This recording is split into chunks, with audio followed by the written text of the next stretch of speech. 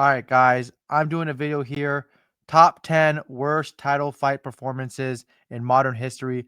I don't want to bore you to death with GSP versus Dan Hardy, John Jones versus Chael Sonnen, Ronda Rousey versus Bethe Correia. I don't want to bore you with those, right? I'm just gonna give you the ones in modern history that are just easy to remember, quick and fast. So I'm gonna put it down for you guys like this. But before I start, please like and subscribe to my channel. It'll help me a lot. New channel. I'm trying to post every single day. Hopefully, you guys like my content. Let's start at number 10. Number 10 is Tatiana Suarez versus Weili Zhang. That happened earlier this year in 2025. This fight was fucking awful, right? Tatiana Suarez had one game plan, and this only makes sense that she's dating Patchy Mix, who only has one game plan. And Tatiana Suarez and Patchy Mix, I don't know if it has to do with their intercourse, but they both can't strike. And maybe it's just like a Punnett square gene thing. But Tatiana Suarez was absolutely getting blasted by Weili Zhang, not moving her head off the center line. Tatiana Suarez, she had 49-46. She won the first round, 49-45 on one judge's scorecard. She couldn't move her head at all this whole fight. As you see on the left photo right here, absolutely blasted with an overhand, another overhand. She had a bad bruising on her eye. Everybody thought she broke her orbital bone on her eye or fractured it. It was bad, right? And everybody thought Tatiana Suarez was going to be the next girl, high accomplished wrestler. I think she was in the Olympic trials for wrestling. She was supposed to be the next big thing, and she got checked by Weili. I'm not fraud checked, but she got checked by Weili. That's just the truth. Is she still a good fighter? Yes, but she got 49-46, and it was an embarrassing performance by her. After the first round, you knew she had no chance, and that's just the truth. At number 9, Colby Covington versus Leon Edwards. Do you guys remember this fight?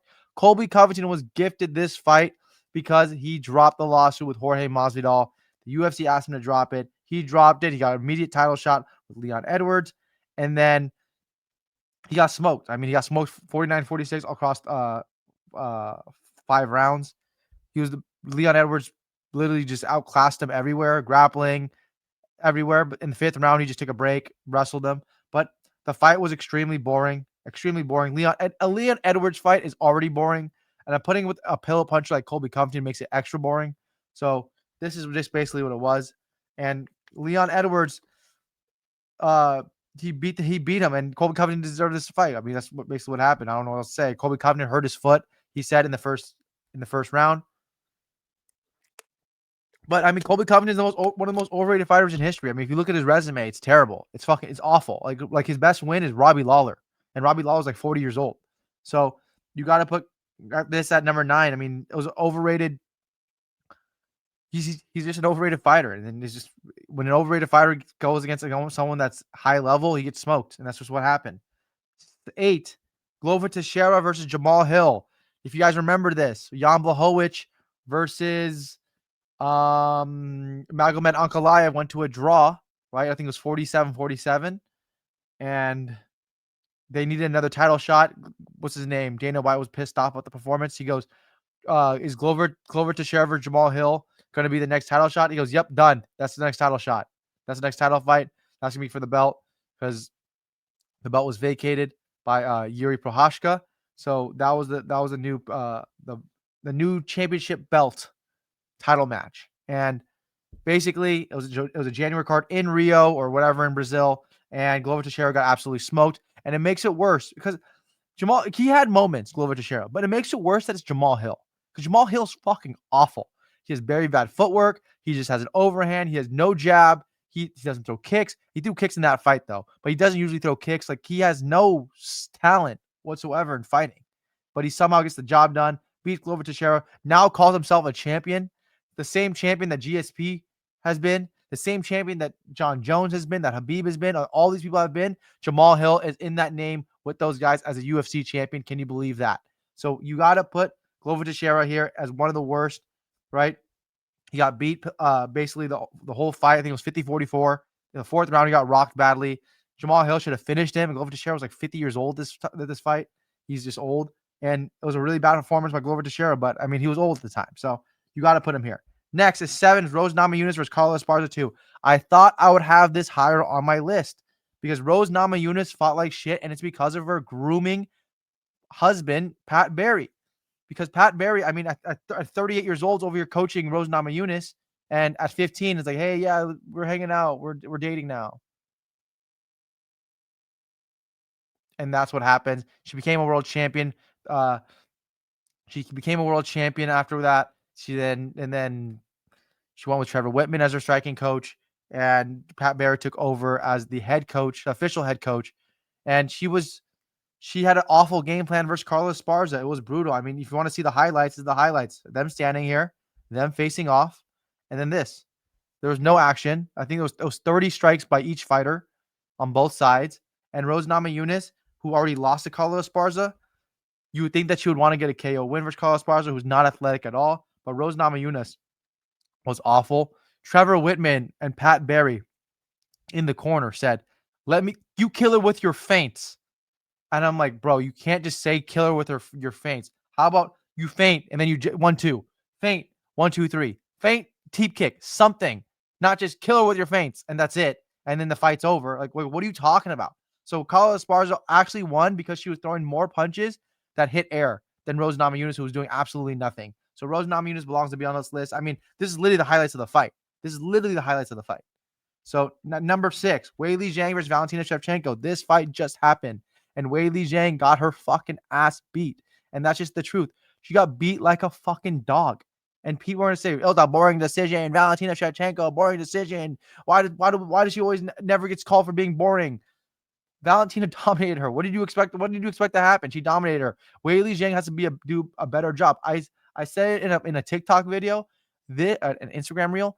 This girl, Weili Zhang, is a female Michael Chandler. That's basically what she is. Explosive, and that's it.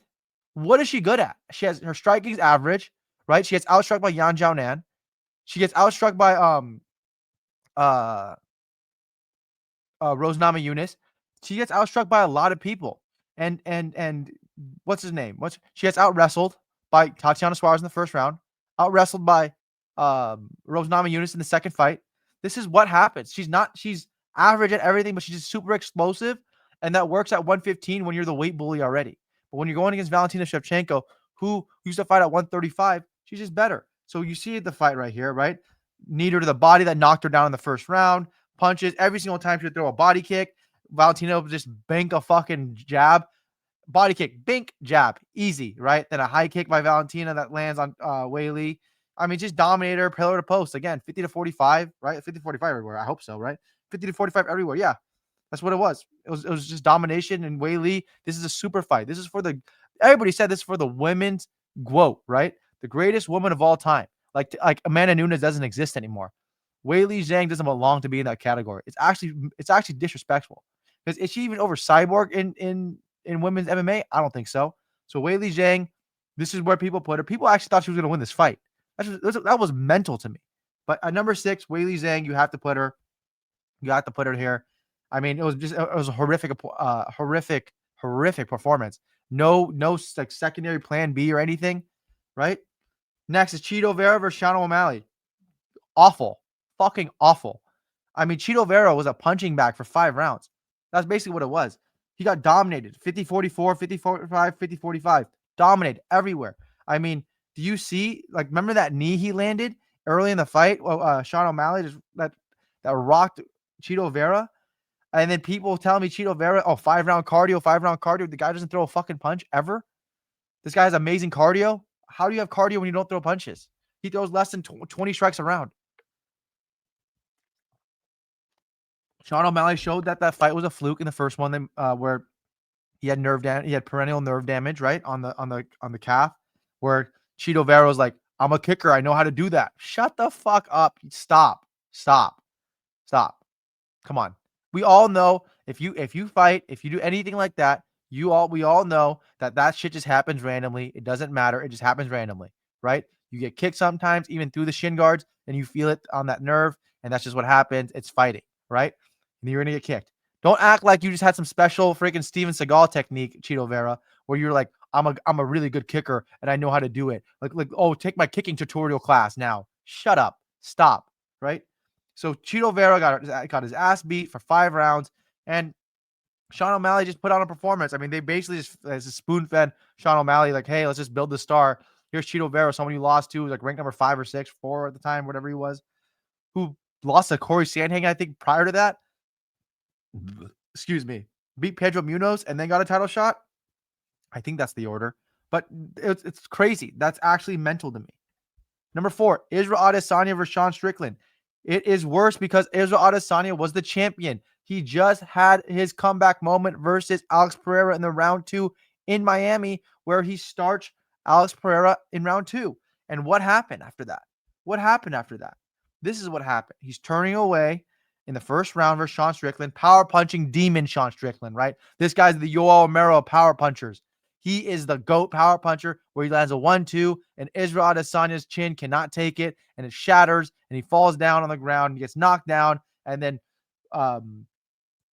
Strickland is just landing blow after blow on the cage side. And he dominated. This was a five round moment right here. This is 49-46. It's actually fucked up. They gave Adesanya the second round where Adesanya did nothing. I rewatched all these fights for you guys, by the way, so you guys didn't have to rewatch them because I put myself through this pain of boring fights. And Sean Strickland won every single round. It wasn't even close. They gave Adesanya the second round because he landed a couple leg kicks and he landed one nice 2, and that was basically it. While Strickland dominated the last 2 minutes of that second round. Adesanya wasn't even on his class. If they fought again, Strickland probably destroys him again. Adesanya can't box, and that's just the truth. He cannot box. He's a good kickboxer. He has good range management. As a boxer, terrible. Not terrible. Overrated. All right? Number 3, Dricus du Plessis versus Khamzat Chimaev. I mean, Dricus. I was going to put him close. I thought this was going to be number 1. I honestly thought, even with Weili yesterday and JDM the other day, I really thought this was going to be number 1. But I rewatched the fight, and I'm like, Dricus in the 5th round did some work. I mean, he did some work. Even though he lost the round, he tagged Khamzat. He couldn't do anything, couldn't get up. But at least he made it competitive in the 5th round enough where like, oh shit, Khamzat's a little tired. Does the DDP have a chance here? And he didn't, but at least that was that thought process. And he got 50-45, right? And sometimes 50-44, excuse me. And this was basically the whole fight, right? Takedown, double leg, takedown, guard, then crucifix, then takes it back, guard, crucifix, takes it back. That was basically the whole fight between Khamzat and DDP. It was very boring. Khamzat dominated him. I mean, again, people are going to hate Khamzat for being boring. How is this Khamzat's fault? DDP needs to get up. He needs to get up. I'm a striker. I'm not even a grappler. I hate grappling. I stay on the ground for 20 minutes also like DDP, right? It takes me forever to get up. They work the freaking wrist right on me. I get shoved to the ground, all right? They pummel under. They freaking grab the Dagestani handcuffs on my legs. They do all that. They do all that to me. I can't get up, right? But I want to say it's boring. I mean, it's just the truth. It's not boring. You get up. It's my fault as a striker that I can't get up. It's DDP's fault as a striker that can't get up. And it's JDM's fault that he can't get up, right? And JDM got absolutely worked. People thought JDM actually was going to win this fight. I said Islam Makhachev looks kind of small for welterweight, which is still true to me. I don't think he's going to be a big welterweight compared to like a guy like Prates, a guy like Morales, a guy like Ian Gary, Shavkat. These guys are big guys.